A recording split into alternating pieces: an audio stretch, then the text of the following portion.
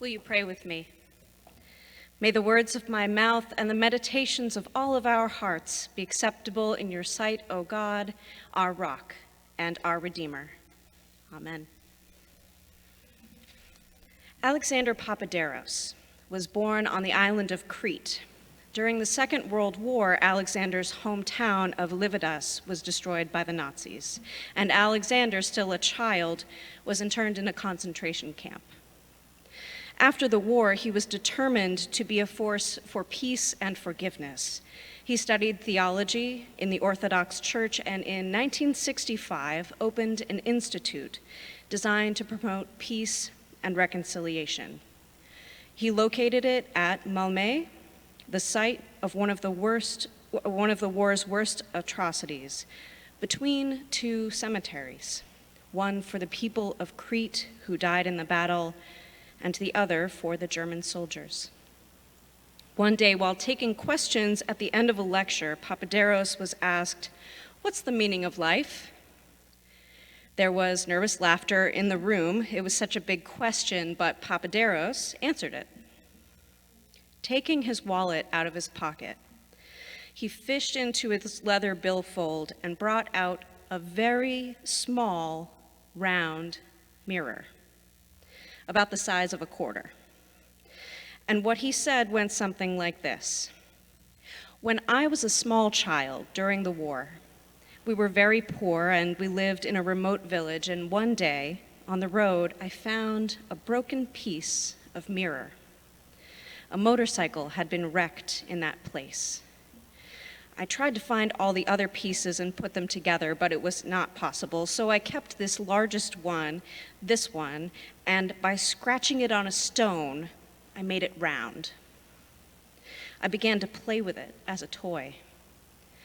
I became fascinated by the fact that I could reflect light into dark places where the sun would never shine, into these deep holes and crevices and dark closets. It became a game for me to get light into the most inaccessible places I could find.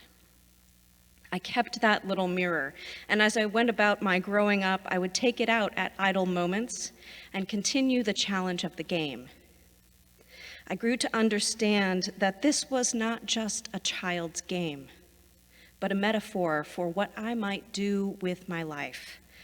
I came to understand that I am not the light or the source of light, but the light of truth, of understanding, of knowledge is there, and it will only shine in many dark places if I reflect it.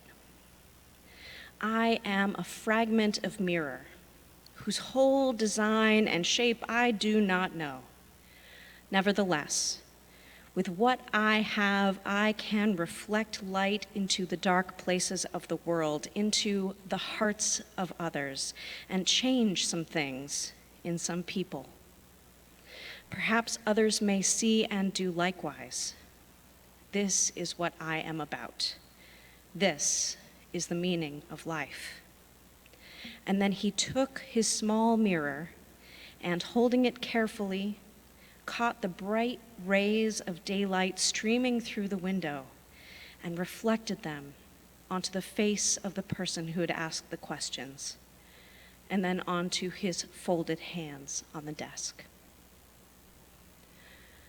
Jesus said, "I am the light of the world." And as his followers, we are to be like that little mirror, reflecting the light of Christ into every corner of the world. Arise, shine, for your light has come. Even now, God is breaking into the world. This is the work of Christmas that Howard Thurman writes about. It's the Christmas that good King Wenceslas knew about. It's the work of Christmas that Desmond Tutu knew about.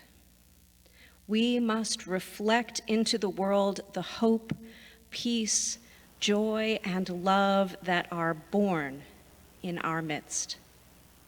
To do that, we must find the lost, heal the broken, feed the hungry, release the prisoner, rebuild the nations, and bring peace among the people.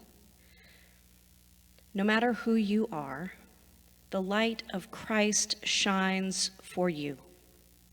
And no matter how dark the world may become, the light of Jesus Christ will never stop shining as long as we continue to share it.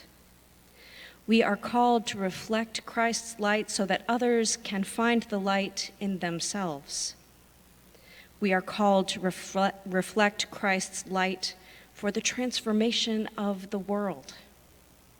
When we live as disciples of Christ, living out the gospel of love, inspiring others to hope, calling out injustice, then we help to shine the light of Christ into all the world. Amen.